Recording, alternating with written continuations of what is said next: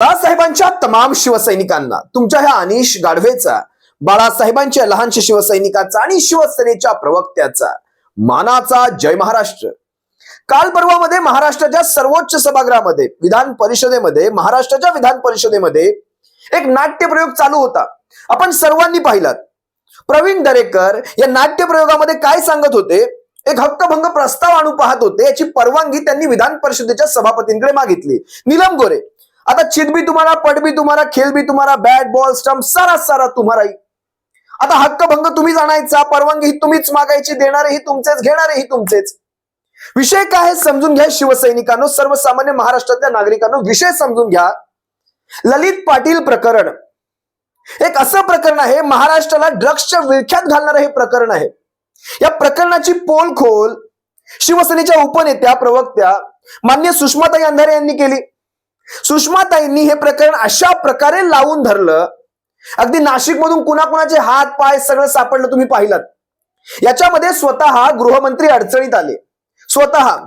आता देवेंद्र फडणवीसांनी या संबंध प्रकारावर महाराष्ट्राच्या खालच्या सभागृहामध्ये म्हणजे विधानसभेमध्ये खरं तर सगळ्यात चांगल्या पद्धतीने काय एक्सप्लेनेशन द्यायला हवं होतं, तर आम्ही काय कारवाई केली, याच्यातून पुढे काय निष्पन्न होणार आहे, आम्ही पुढे काय कार्यवाही करणार आहोत, या सगळ्या गोष्टी सोडून दिल्या। यांनी कुठला प्रकार लावून धरला माहितीये? म्हणजे वेळ काढूपणा कसा असतो पहा। यांनी काय केलं, नार्को टेस्ट कशी होते, नार्को टेस्टचे जगातले नियम काय आहेत, आपण नार्को टेस्ट का करू शकत नाही, याच्यावर आपलं भाषण ठोकलं। यावर संतापून एक उद्विग्नतेने सुषमाताईंनी ज्यावेळेस सांगितलं हा वेळ काढूपणा चालू आहे, सभागृहामध्ये ललित पाटील प्रकरणाविषयी वेळ काढूपणा चालू आहे। कारण शेवटी बघा, पुण्यामधून हे प्रकरण, पुण्याचं ससून हॉस्पिटल मधून सगळं प्रकरण चालू झालं। याच्यामध्ये सुषमाताई असतील आणि विधानसभेचे माननीय सदस्य रवींद्र धंगेकर असतील, यांनी याच्यामध्ये आपला पाठपुरावा केलेला आहे। सुषमाताईंचं अगदी साधं म्हणणं होतं की या प्रकरणामध्ये जर समजा मी तरी सदस्य नाहीये, म्हणजे सुषमाताई या स्वतः विधानसभेच्या किंवा विधान परिषदेचे सदस्य नाहीयेत, मग कमीत कमी जे सदस्य आहेत पुण्यामधनं, जे आमदार आहेत, त्यांना रवींद्र धंगेकरांना कमीत कमी यावर बोलू देता यावं, यांना काही आपलं म्हणणं मांडता यावं, कारण ते स्वतः त्याच्या पाठपुराव्यामध्ये आहेत। आता इथे अनावधानाने इथे विधानसभेचे अध्यक्ष म्हणण्याऐवजी त्यांनी विधान परिषदेचे सभापती असं म्हटलं।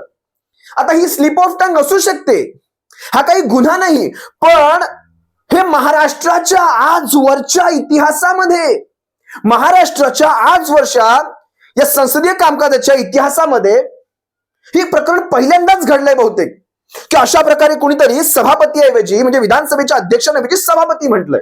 आणि अवमान कुणाचा झाला, तर नीलम गोरेंचा झाला। म्हणजे तू मारल्यासारखं कर, मी रडल्यासारखं करतो, तू हक्कभंग आण, मी 8 दिवसाची मुदत देतो आणि आम्ही हे सगळं करून घेऊया। मला एक साधं माझ्या मनामध्ये विचार येतो, खरंच लोकशाही संपत चालल्याची आणि हुकुमशाहीकडे वाटचाल चालू होण्याची ही लक्षणं दिसत आहेत, सरकारी लक्षणं दिसत आहेत आम्हालाही। कारण ह्याच्या मागे खरं कारण पहा ना तुम्ही, महाराष्ट्राच्या विधानसभेचा, महाराष्ट्राच्या विधान परिषदेचा तो मान, तो सन्मान, तो राखलाच गेला पाहिजे। सरकार कुठलीही येऊ द्यात, आमचं तुमचं हा भाग नाही। आपली सरकार आज असतील, उद्या नसतील, परवा येतील, परवा जातील, पण ह्या सर्वोच्च सभागृहांचा हा मान सन्मान, याचाच काय संसदेचा देखील, हा राखलाच गेला पाहिजे। पण मग तो फक्त एका विशिष्ट माणसाकडनंच राखला गेला पाहिजे, एका विशिष्ट पक्षाकडनंच राखला गेला पाहिजे, नाहीतर तिकडे कारवाई इकडे होणार नाही। तुम्ही विधानसभेमध्ये ज्या प्रकारे नितेश राणे ज्या प्रकारे वक्तव्य करतायत ती पाहतच असाल, अगदी भूषावह वक्तव्य असतील। नितेश राणेंचं कुठलंही स्टेटमेंट, अरे बस रे, अरे गप रे, अरे बोलू नको, अरे खाली बस, या अशा आविर्भावात भर विधानसभेमध्ये हतबल दिसून येतात विधानसभेचे अध्यक्ष। अहो बसा, अहो बसा, अहो शांत, कोणीही काहीही बोलत नाही। या अशा आविर्भावामध्ये ह्या महाराष्ट्राच्या विधानसभेचा तो सन्मान आपण राखतोय का, हा एक साधा प्रश्न आपण स्वतःला करायला हवा। मला वाटतं सुषमाताईंनी त्यांच्या प्रेस कॉन्फरन्समध्ये जे उदाहरण दिलं, अतिशय चपखल उदाहरण दिलं। ज्या वेळेस महाराष्ट्र लोकसेवा आयोगाच्या विद्यार्थ्यांचा प्रश्न मांडत असताना मुख्यमंत्री एकनाथ शिंदे म्हणतायत ते सगळं मी ऐकून घेतलेलं आहे वगैरे वगैरे, आणि इलेक्शन कमिशन ऑफ इंडियाला मी याच्यावर कार्यवाही करायला सांगणार आहे। म्हणजे त्यावेळेस ऑब्जेक्टिव्ह सब्जेक्टिव्ह प्रश्नांचा हा वाद चालू होता। एमपीएससीच्या विद्यार्थ्यांनी तिकडे मुंबईमध्ये बांद्रा वगैरे सगळं तुम्ही पाहिलं असेल काय काय घडलं होतं। अचानकपणे ऑब्जेक्टिव्हचे सब्जेक्टिव्ह उत्तर तुम्ही करणार, अचानक अभ्यासक्रमाचा तो भाग बनवणार, गेली 3-3 वर्ष जे परीक्षा देताय, ज्यांनी त्या अभ्यासक्रमाच्या पॅटर्न मध्ये अभ्यास केलेला आहे, त्यांना अचानक तुम्ही म्हणणार तुम्ही विस्तृत उत्तर द्या, ऑब्जेक्टिव्ह नाही, ABCD नाही, विस्तृत द्या. काय करणार? या सगळ्या प्रश्नावर महाराष्ट्राचे मुख्यमंत्री भर विधानसभेत त्यांचे स्लिप ऑफ टंग होते की काय मला माहित नाही, त्यांचा अभ्यास किती हे मला माहित नाही, हा तुमच्या संशोधनाचा भाग असेल. हे म्हणतायत की हे मी इलेक्शन कमिशन ऑफ इंडियाला पाठवतोय, ते पाहून घेतील. त्याला काय म्हणणार? तिथे कुणाचाही अपमान नाही. मग MPSCने सांगावं हा आमचा अपमान झाला. हक्कभंग म्हणजे काय हो? हक्कभंग म्हणजे आमदार असतील किंवा विधानसभेचे अध्यक्ष असतील, या सगळ्यांचा मान सन्मान राखण्यासाठी हे एक आयुध आहे. त्या सभागृहाचं, त्या विधान परिषदेचं, त्या सर्वोच्च सभागृहांचा तो सन्मान टिकावा यासाठी त्या देशाची संविधान ज्याने लिहिलं त्या परमपूज्य बाबासाहेबांनी, भारतरत्नांनी ते एक आयुध दिलेलं आहे तुम्हाला. या आयुधाचा वापर कसा करावा हे आपल्यावर आहे. कारण बाबासाहेबांना नव्हतं माहिती ना त्या काळात की हे अशा प्रकारचं वातावरण देशामध्ये बनेल ते. आता तुम्हाला बाबासाहेबांनी दिलेल्या आयुधाचा वापर कळतो, पण बाबासाहेबांनी जे आयुध ज्या पुस्तिकेत लिहिलेलं आहे ते संविधान, या देशाचं संविधान, कॉन्स्टिट्यूशन ऑफ इंडिया, त्याच्यामध्ये ज्या काही बाकीच्या गोष्टी लिहित त्याचा मात्र आपल्याला रीतसर विसर पडतो. म्हणजे संविधानाने आपल्याला जसे हक्क दिले तसे आपल्या जबाबदाऱ्या देखील दिलेल्या आहेत. आणि आपली जबाबदारी सगळ्यात प्रथम ही बनते की या देशाचं, या राज्याचं हित पाहायचंय, या राज्याचं हित पाहायचंय, पक्षांचं हित नाही. या गोष्टी आपण कधी पाळणार? बरं, प्रवीण दरेकरांसारखी व्यक्ती काय म्हणते की इथे अपमान झालाय आणि त्याला अनुमोदन कोण करतायत? सुधीर साहेब, मुनगंटीवार साहेब. मुनगंटीवार साहेबांनी जुना काळ काढला, जुन्या काळातली उदाहरणं दिली. साहेब, याच सभागृहांमध्ये अनेकदा कित्येक अशा गोष्टी घडलेल्या आहेत. याच सभागृहांमध्ये छत्रपती शिवरायांचा अपमान झालेला आहे. याच सभागृहांमध्ये परमपूज्य डॉक्टर बाबासाहेबांचा अपमान झालेला आहे. तेव्हा कुणीही, आणि ही माणसं कदाचित या सगळ्या माणसांपेक्षा लहान असतील म्हणून तुम्हाला कुणाला हक्कभंग आणावासा असा वाटला नसेल. सगळे आमदार, मेजॉरिटी भी तुम्हारीच. त्या मला वाटतं काल देवकी पंडित, आपल्या त्या अभिनेत्री, यांचं नाव मला ठीकसं आठवत नाही, आडनाव पंडित आहे, अभिनेत्री म्हणतात चला बिल पास करून घ्या. मेजॉरिटी आधीच होती, आता विरोधी पक्ष औषधाला देखील नाही. घ्या बिल पास करून. देशाची लोकशाही, जय लोकशाही, जय लोकशाही. तुम्ही त्यांच्याकडनं माफीची अपेक्षा ठेवताय. देशाची खऱ्या अर्थाने माफी कुणी मागायला पाहिजे हे आता तुम्ही ठरवायला हवं. ते प्रवीण दरेकर यांना त्यांचा इतिहास थोडा आठवायला हवा. ज्या काळात अबू असीम आझमीच्या मागे तो राजदंड घेऊन पळत होते सगळेजण, मला वाटतं वांजळे होते, स्वर्गीय वांजळे, राम कदम असतील, राम कदम तर सध्याचे सदस्य देखील आहेत, प्रवीण दरेकरांना आठवायला हवं. तेव्हा महाराष्ट्राच्या विधानसभेची काय अवस्था झाली होती आपण सर्वांनी पाहिलात. खऱ्या अर्थाने मान सन्मान आपल्या हातात असतो, टिकवायचा की नाही टिकवायचा. त्या सुषमाताई तुम्हाला तुमच्या आट्यात कुठे येत नाहीत ना, तुमच्या तावडीत कुठे सापडत नाहीत. तुम्ही त्यांच्या मागे ईडी CBI लावू शकत नाही. त्यांचे हात स्वच्छ, अख्खं झाडलं तरी खिशात आमच्या बाराणे निघणार नाहीत. बाराणे नाही, चाराणे देखील निघणार नाहीत.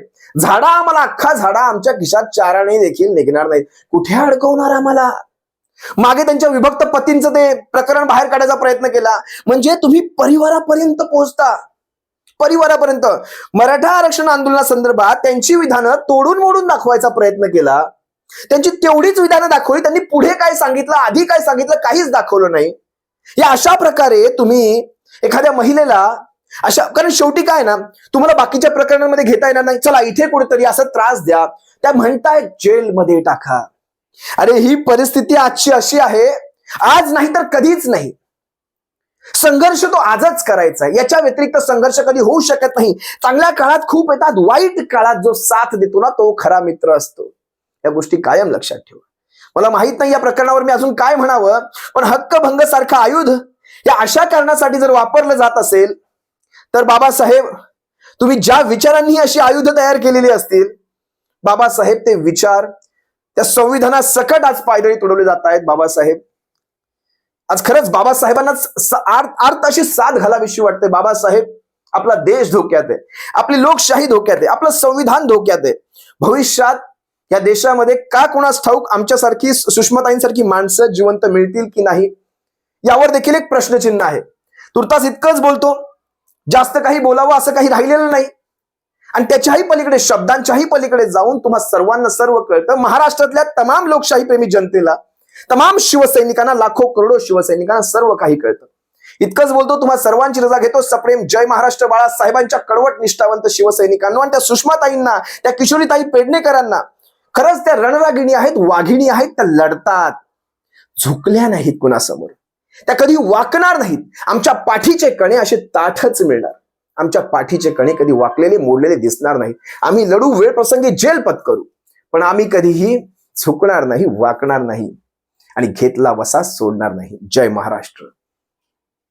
ते नवीन जी पद्धत आहे ती पद्धत 2025 पासून लागू करण्याची मागणी जी होती त्याप्रमाणे निवडणूक आयोगाला आम्ही पत्र दिलेलं आहे, कळवलेलं आहे आणि निवडणूक आयोगाकडून सकारात्मक आम्ही निर्णय अपेक्षित आहे. कालही पुन्हा पत्र त्यांना दिलेलं आहे आणि जी MPSCच्या विद्यार्थ्यांची भूमिका आहे त्याबरोबर सरकार सहमत आहे. ते मी ऐकलं. आता बघा, चुकून अनावधानाने MPSCच्या ऐवजी निवडणूक आयोग म्हणजे महाराष्ट्र लोकसेवा आयोग पाहिजे होता, तर निवडणूक आयोग असा शब्द माझ्या तोंडून निघालेला आहे. आता निवडणूक आयोग सगळीकडे त्याचा आज पण सुप्रीम कोर्टात तेच चालू होतं. चुकून अनावधानाने झालेलं आहे.